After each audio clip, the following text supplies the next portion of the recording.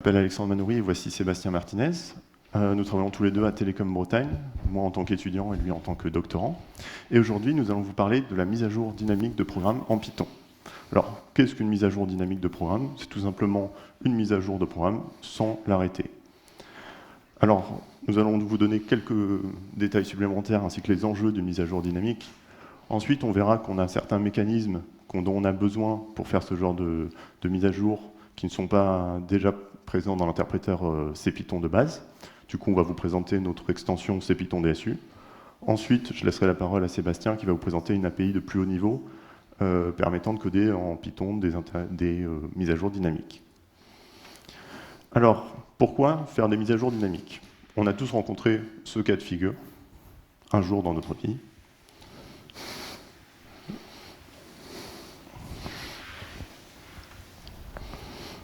Voilà. Bon, j'ai bien laissé les gens lire, c'est bon. Ouais. Alors, en effet, on a tous envie d'avoir accès à nos programmes n'importe quand, que ce soit nous, nos utilisateurs. Par contre, il est quand même assez intéressant de pouvoir appliquer des mises à jour, que ce soit des mises à jour de sécurité, c'est pas mal, ou d'ajouter de nouvelles fonctionnalités, c'est pas mal aussi. En plus, redémarrer un logiciel, ça peut être un peu ennuyeux, ça peut être coûteux si jamais on perd des clients, par exemple, ou ça peut être impossible si, par exemple, on a un logiciel qui tourne en embarqué sur un satellite et qu'on n'a pas trop envie de le perdre pendant 5 minutes. Voilà, ça peut être embêtant. Du coup, avant de commencer, avant de continuer sur la mise à jour dynamique, on a besoin de quelques notions. Tout d'abord, qu'est-ce qu'on veut? Donc, ce qu'on veut, c'est mettre à jour des méthodes, des classes, des fonctions, des objets d'un programme donné.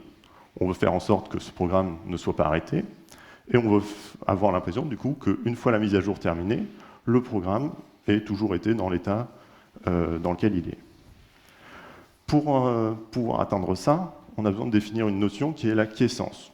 Alors, qu'est-ce que c'est la quiescence? C'est tout simplement un état dans lequel les données qui vont être mises à jour ne sont ni ne vont être utilisées par le programme qu'on veut mettre à jour. Donc, un exemple tout bête, si on a par exemple une fonction Toto qu'on veut mettre à jour, cette fonction est quiescente si elle est dans aucune pile d'appel d'aucun thread. Alors, maintenant qu'on a vu ces notions-là, on a besoin de différents mécanismes pour faire des mises à jour. Donc, un premier mécanisme, c'est par exemple redéfinir une fonction, ou une méthode, ou une classe. En Python, c'est assez facile, il suffit juste de faire une assignation. Par contre, il faut bien faire attention à cette idée de quiescence. On n'a pas envie, par exemple, que notre fonction Tonto qu'on a mis à jour existe encore dans une version 1 et dans une version 2, ou alors on a envie de le savoir. Un deuxième mécanisme, c'est par exemple le redémarrage de thread. Donc c'est une méthode un peu plus bourrin. Dans ce cas-là, il s'agit de redémarrer totalement un thread qui va exécuter un tout nouveau code. Donc ça permet de tout mettre à jour. Par contre, c'est un peu plus coûteux. Une troisième méthode qui est plus subtile, c'est de reconstruire la pile d'appel. Donc dans ce cas-là, on suspend les threads qu'on veut mettre à jour, on regarde ce qu'il y a actuellement dans la pile d'appel, on supprime, on ajoute des frames. Comme on suspend tout ça et qu'on travaille sur les piles d'appel, on n'a plus ce problème de quiescence, vu qu'on peut tout mettre à jour, même ce qui est déjà, si on a Toto qui va dans notre pile d'appel, on peut la remplacer par Toto V2. Mais du coup, comme on ne sait pas dans quel état on va avoir le thread quand on va le suspendre, c'est beaucoup plus difficile à mettre en place. Du coup, pour permettre de faire ces mises à jour dynamiques, on a eu besoin d'implémenter de nouveaux mécanismes qui ne sont pas présents dans l'interpréteur CPython de base. Donc on a créé une extension qui s'appelle CPython DSU pour Dynamic System Software Update, donc mise à jour dynamique en anglais. Il s'agit d'un fork de CPython 3.2 qui implémente donc, parmi des nouveaux mécanismes parmi lesquels on a donc, la possibilité de placer une trace sur un autre thread, de suspendre, de reprendre un thread, et de reconstruire la pile d'appel. Donc, quand on fait des mises à jour dynamiques, notamment sur d'autres threads, on a besoin de guider l'exécution de cette mise à jour. Et l'utilisation de traces, dans ce cas-là, est très utilisée dans l'API qu'on va vous présenter plus tard. Le problème, c'est que dans l'interpréteur de base, on peut mettre une trace que sur notre propre thread, ce qui est un peu embêtant dans notre cas. Donc, ce qu'on a développé, c'est une nouvelle méthode, qui est le thread.setTrace. Dans ce cas-là, on définit une fonction de trace de manière classique, et on appelle cette trace en indiquant notre fonction de trace, donc la trace func, et avec un deuxième argument qui permet de dire si la trace doit être active immédiatement, ou si, comme c'est le cas actuellement dans l'interpréteur Cépidon, elle est active qu'à la prochaine frame. En termes de surcoût, étant donné qu'on utilise les mécanismes qui existent déjà pour la gestion des traces, on n'en a aucun. Il y a juste un surcoût quand on appelle la méthode en elle-même. Alors du coup, un petit exemple en vrai. C'est parfait, il était déjà ouvert en plus. Du coup, là, on a juste tout simplement un thread qui va appeler une fonction main, qui va elle-même appeler dans une boucle une fonction foo qui va juste afficher hello. Et on attend 2 secondes, on démarre, on attend 2 secondes, et on place une fonction de trace qui va tout simplement afficher trace et le type de trace qu'on obtient. Du coup, on va voir ce que ça donne en vrai.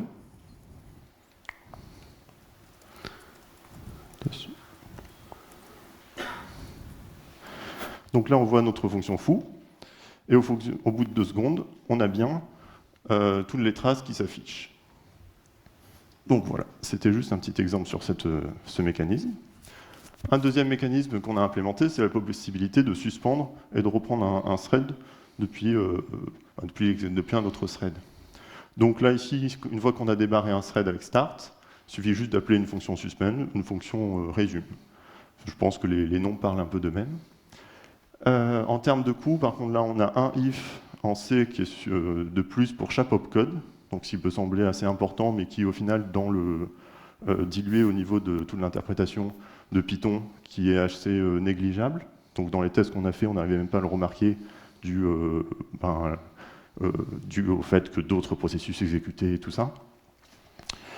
Le troisième mécanisme, qui est un peu plus complexe à mettre en place, il s'agit du coup de la reconstruction de stack. Dans ce cas-là, ce qu'on fait, c'est on suspend notre thread. Donc il est figé dans un instant donné. On va regarder notre pile d'appels, voir quelle méthode il y a présent. Selon ce qu'on veut faire, on va pouvoir utiliser 3 sous-mécanismes. Donc on va pouvoir supprimer des frames. Donc par exemple avec un stack drop, on va juste indiquer un index ou une liste d'index de frames qu'on va vouloir supprimer et indiquer une valeur de retour, donc qui va être retournée à la frame d'en dessous. On a la possibilité d'insérer une nouvelle frame. Donc dans ce cas-là, soit c'est à partir d'un bytecode, soit c'est à partir d'une fonction. Donc là, on définit une fonction func qui prend un argument. Cet argument, ça va être la valeur, lors de l'exécution, ça va être la valeur de retour de la frame d'au-dessus, qui va juste retourner un string dans ce cas-là. On appelle ensuite le stack insert after. On donne un index de la frame après laquelle on veut l'insérer, et on donne juste une référence vers notre func. Troisième option, c'est de pouvoir modifier des variables locales dans une frame donnée. Donc dans ce cas-là, on donne un indice, pareil, de la frame qu'on veut modifier. Dans ce cas-là, on n'en a pas mis, du coup, c'est la dernière. On donne le nom de la variable locale qu'on veut modifier et la nouvelle valeur. Une fois qu'on a fait toutes nos bidouilles, on peut reprendre l'exécution du thread et voir ce qui se passe. Donc encore, je vais faire un petit exemple sur... Du coup, ici, on a toujours un thread qui va exécuter une fonction main. Donc là, j'ai rajouté plein de méthodes pour pouvoir faire jouer avec les frames d'appel. Donc on a une fonction main qui appelle une fonction loop qui va elle-même appeler dans une boucle une fonction sayHello qui va appeler une fonction hello. Donc on voit qu'on a mis un slip au niveau de la fonction hello. Donc dans cet exemple, on ne va pas se soucier de vérifier ce qu'il y a dans la pile d'appel. On va considérer que comme le slip est au niveau du hello, chaque fois qu'on va faire un suspend, on va être à 99,999%, toujours dans cette fonction-là. Donc ce qu'on fait après, c'est, dans un premier cas, on va suspendre le thread et rajouter une nouvelle fonction. On l'ajoute du coup au-dessus de la fonction, donc à l'avant-dernière fonction. On rajoute juste un truc qui va afficher ce texte-là et retourner une valeur à la frame d'au-dessus. Ensuite, on attend un peu. On va suspendre et faire un deuxième exemple de sous-mécanisme. On va changer la valeur de la variable locale A qui est affichée dans notre hello. On la mettra à 8, donc au niveau du... dans l'autre sens, raté. Au niveau de notre hello, ça permettra d'afficher, de voir la modification. On va reprendre du coup l'exécution du thread, et on reposera une troisième fois, pour cette fois-ci supprimer l'antépénultième frame, j'adore ce mot, pour supprimer du coup toute la fonction boucle. Donc une fois qu'on aura supprimé cette frame de boucle, on va directement retourner au niveau de la fonction main et juste printer over. Donc pour voir ce que ça donne en vrai, on voit qu'on a notre hello qui s'affiche avec le A qui s'incrémente. On le suspend, on ajoute notre nouvelle frame. Quand on résume, on voit que notre print a été effectué, que le return de la nouvelle frame a été affiché. Quand on suspend une deuxième fois, on met la variable locale à 8, donc on voit que juste après, le A qui est affiché, c'est bien 8. Et la troisième fois qu'on suspend, du coup, on supprime la frame de loop. On voit que le hello s'exécute puisqu'on a juste supprimé une frame intermédiaire, on n'a pas supprimé la frame qui correspond au hello, et on a juste la fin de la méthode main. Donc voilà, c'était une présentation de notre extension. Maintenant, je vais laisser la parole à Sébastien qui va nous parler d'une API de plus haut niveau qui permet de coder des mises à jour dynamiques. Ok. Alors donc en fait, donc, vous avez vu, c'est Python DSU, donc c'est l'interpréteur augmenté. Et en fait, ce que je vais vous présenter, c'est PyMult, qui est une bibliothèque pour Python, qui va utiliser tous ces mécanismes d'assez bas niveau pour proposer des API plus haut niveau, dont le but est d'écrire des mises à jour dynamiques. C'est-à-dire que vous avez votre nouvelle version de votre programme, et vous allez utiliser donc les environ 30 mécanismes fournis dans PyMult pour définir tout ça. Donc on reconnaît un peu des mécanismes dont on a parlé au début, donc on peut redéfinir des classes, on peut même, là on apporte des fonctionnalités pour migrer des données. Vous avez changé une classe, vous devez changer la classe de tous vos objets, donc on va proposer des outils là-dessus. Alors une particularité de PyMult, c'est qu'elle se propose en 2 niveaux d'API. Donc vous avez une API bas niveau, où là vous allez utiliser vraiment les mécanismes que Alexandre vient de vous présenter, donc où vous allez pouvoir vraiment vous éclater, aller reconstruire votre pile comme vous le voulez. Et vous avez une API plus haut niveau qui va donc utiliser des mécanismes préconfigurés et donc va vous faciliter la tâche. Alors si je vous fais un petit schéma d'une application qui est en cours de mise à jour, donc j'ai mon programme qui est en train de tourner, dedans j'ai mes variables, mes classes, mes fonctions, etc. Et j'ai une entité que j'appelle un manager dedans. Donc cette entité-là, elle existe un peu dans l'application. Son seul rôle, c'est d'appliquer les modifications, de mettre à jour toutes les entités de mon programme. Ce manager-là, en fait, il m'est fourni par PyMult, que j'ai branché sur mon application, et va utiliser donc tous ces mécanismes qu'on vous a présentés. Au moment d'une mise à jour, je vais fournir donc, ce qu'on appelle un patch dynamique. En gros, c'est imaginer un module Python qui utilise du code de PyMult. Et alors, dedans, vous allez mettre donc, vos nouvelles variables. Vous avez des nouvelles classes, vous mettez les nouvelles classes. Vous avez des nouvelles fonctions, vous mettez tout ça. Et on va utiliser donc un type de classe, classe update, qui va dedans décrire, alors je veux mettre à jour la fonction Toto en utilisant ce mécanisme donné, préconfiguré ou configuré par mes soins, etc. Donc voilà, ça juste pour vous passer une petite carte générale, et je vous propose de voir un peu les choses à l'action de façon assez superficielle. On peut rentrer dans les détails plus tard, en vous proposant une mise à jour dont vous êtes le héros. Alors, l'objectif de la démo, c'est on va avoir un petit serveur qui propose des images contenues dans des dossiers. Des gens vont se connecter pour demander les images de ces dossiers, on va leur servir, et puis après on va se dire, on va ajouter des fonctionnalités, mais on veut que les utilisateurs continuent de récupérer des images. Donc voyons voir un petit peu le code en début, les principaux points. Donc on a cette classe picture, ça représente une image. Bon, là une méthode stream, c'est pour prendre l'image sur mon disque dur et l'envoyer à travers le réseau. Je vais avoir, à chaque ouverture d'une nouvelle connexion, je vais créer un thread spécial qui va gérer ma connexion avec 2 fonctions, donc doCommand et serveFolder va récupérer les commandes que je lui envoie à travers un socket et m'envoyer toutes les images à travers le réseau. Bon, pas besoin de trop regarder à l'intérieur, juste retenir ces 3 notions, donc la classe picture, serveFolder et doCommand. Alors maintenant, avant de commencer à de suite vouloir faire ma mise à jour, avant de lancer mon serveur, j'ai quelques petites questions à poser. Donc, je vous ai parlé de manager. Alors, PyMoult me propose deux types de manager. Un manager qui va être un propre fil d'exécution, qui s'exécute dans l'application, dans son coin. Et alors, un manager à qui je vais dire, au moment de mon application, à ce moment-là, c'est à toi de jouer. Si jamais tu as du travail à faire, joue maintenant. Donc, un qui est très guidé par mon application, un qui est dans son propre thread. Qui a envie d'un manager dans son propre thread?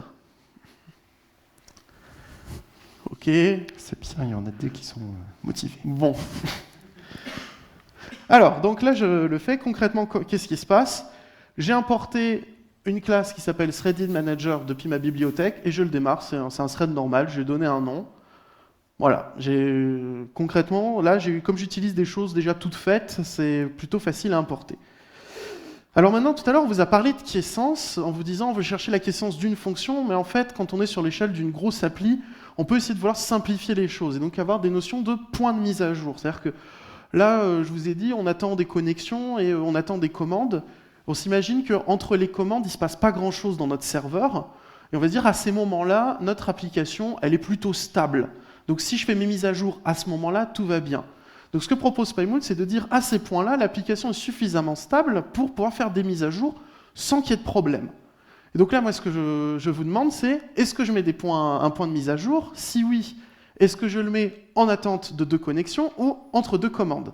Qui veut mettre un point de mise à jour? D'accord. Qui veut le mettre entre 2 commandes? Entre 2 commandes, c'est parti. Donc voilà, concrètement, qu'est-ce qui se passe? Là, je suis dans la boucle principale de mon thread qui gère mes commandes, et vous voyez, donc j'ai cet appel à static update point. Donc quand j'arrive à cette fonction, mon application va dire « Ah, si jamais il y avait une mise à jour à faire, c'est le bon moment. Si on n'a pas, je continue, mais si on a une, c'est le moment de faire ma mise à jour. » Donc voilà, maintenant c'est bon, on va pouvoir lancer notre serveur, donc je vais pouvoir dire mes dossiers d'images à servir. Et donc là, je peux lancer mon client tranquillement, voilà. Et donc là, il me dit, j'ai plusieurs dossiers, par exemple, je vais télécharger des images de Baldur's Gate 2, voilà, parce que c'est un bon jeu. Voilà, donc là, je vais récupérer une image à travers le réseau avec mon petit serveur. Bon. Maintenant, c'est bien, mais moi, je me dis, j'ai des images sur l'Internet, j'ai envie de mettre des commentaires. Donc du coup, on va faire une petite mise à jour. On va ajouter la possibilité de faire des commentaires, d'ajouter des commentaires à nos images. Donc pour ça, j'ai besoin, donc, entre autres, d'ajouter un attribut commentaire, mais aussi d'ajouter donc une méthode pour ajouter un commentaire à mes images et une méthode pour ajouter effectivement le commentaire sur le dossier, le fichier de l'image. Donc du coup, j'ai ma nouvelle classe picture que je vous présente ici. Mais du coup, j'ai des changements aussi à faire à mes méthodes. On se rappelle, doCommand qui récupère les commandes. J'ai envie d'ajouter une commande comment. Oui. J'ai envie d'ajouter une commande comment pour apporter un commentaire. Donc là, je vais le faire sur un dossier. Donc je mets le commentaire Toto sur le dossier Baldur's Gate 2 et toutes mes images auront ce commentaire. Et donc j'ai besoin de modifier cette fonction-là juste pour ajouter la notation, donc ajouter mon commentaire. Donc ça, c'est juste le nouveau code, donc mes nouvelles fonctions, mes nouvelles classes. Et donc, je vais utiliser donc, mes classes update. On va avoir une classe update. J'allais très très vite. J'ai reconfiguré dynamiquement ma présentation. Alors, ma classe, j'ai 2 choses. Je peux la mettre à jour de 2 façons. Je peux dire, je redéfinis ma classe picture en picture v2. À partir de maintenant, chaque fois que je parle de la classe picture, j'entends la classe picture v2. Ou je peux dire, je la mets à côté et je me débrouille comme je peux. Qui c'est qui veut redéfinir la classe? On redéfinit la classe. Maintenant, mes objets, j'ai 2 choix. Soit je dis, au moment où je fais l'update, mets tout à jour immédiatement, soit tu les mets à jour, mais qu'au moment où tu en as besoin. Qui veut mettre à jour quand on en a besoin seulement? Bien, c'est parti. Donc là, on voit l'arrivée de 2 méthodes. Donc, je redéfinis ma classe, et là, je lance ma mise à jour paresseuse. Maintenant, j'ai mes 2 méthodes à mettre à jour. Et alors là, on se rappelle, j'ai le choix entre les mettre à jour quand elles sont quiescentes, donc quand elles ne sont pas utilisées, mais j'ai mis des points d'update. Donc je peux dire, je veux faire la mise à jour au moment du point d'update. Est-ce qu'on s'en sert du point d'update? Oui? Allez, on s'en sert. Donc concrètement, je vois ici que j'attends un point d'update ici. Donc je termine d'écrire ma mise à jour, je passe assez vite. Et là maintenant, je suis prêt à lancer mon application. Hop, donc là je viens de lancer l'application. Je viens de lancer ça. Je suis toujours dans mon ancienne version. Là, ça rame un peu. Ah! Est-ce que j'ai du nouveau? Non. Ah si, tiens, vous voyez, là je peux ajouter un commentaire. Mettons un commentaire, allez. Donc là, j'ai ajouté mon commentaire coucou sur toutes les images du dossier de chat. Je télécharge des chats et... Tatin! Voilà. J'ai des chats avec des commentaires. Donc voilà, rapidement, ce qu'on aura vu. Donc, on a ajouté des mécanismes de bas niveau donc, dans un interpréteur pour avoir un contrôle très fin grain, mais on a aussi une API qui permet un contrôle assez haut grain. Au résultat, on est capable vraiment de définir nos mises à jour avec ce dont on a besoin, ce dont on a envie. Et dans l'idéal, dans un projet futur, on aimerait bien avoir un petit DSL qui permettrait de encore plus simplifier l'écriture de mise à jour, comme je vous l'ai montré de façon un peu interactive. Voilà, il ne me reste plus qu'à remercier la région Bretagne qui nous finance. Donc s'il y a des Bretons parmi vous, merci pour vos impôts. Merci aux orgas de la Picon FR de nous permettre de venir vous parler. Merci à vous d'avoir écouté. Merci à Alexandre de m'avoir aidé pour cette présentation.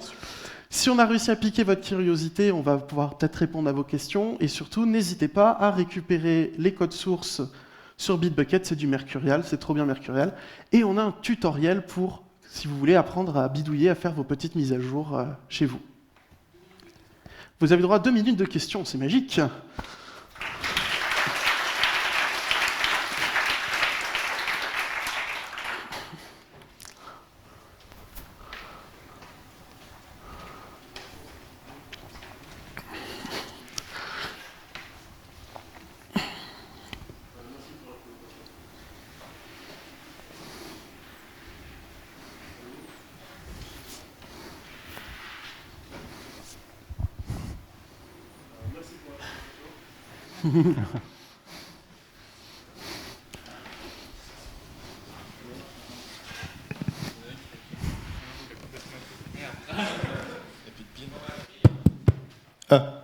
Voilà.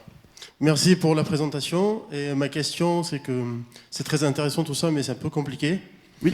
Donc, c'est quoi la différence entre prendre 2 instances EC2, faire un autoscaler derrière, et forwarder le trafic sur une première, mettre à jour la deuxième, éteindre la première? C'est plus simple. Alors, comme l'a dit Alexandre, si on a un satellite, on ne peut pas dire je relance un satellite pour les 5 minutes où j'ai plus de satellite en ligne. La réplication sur un serveur, oui, ça marche. Sauf que on imagine, on n'est pas du tout de ce domaine-là, mais on imagine ça peut prendre du temps, ça peut être compliqué.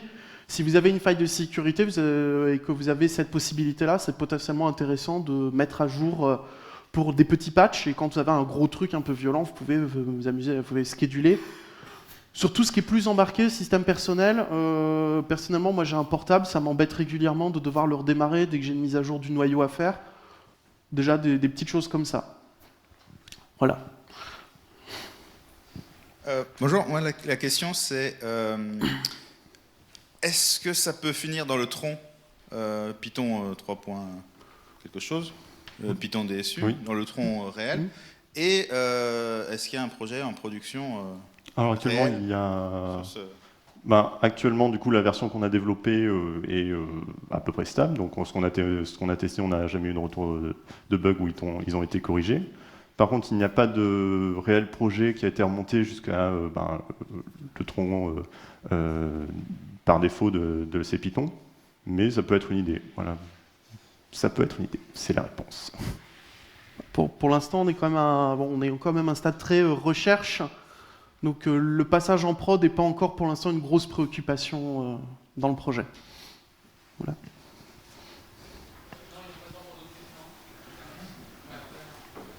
Bon.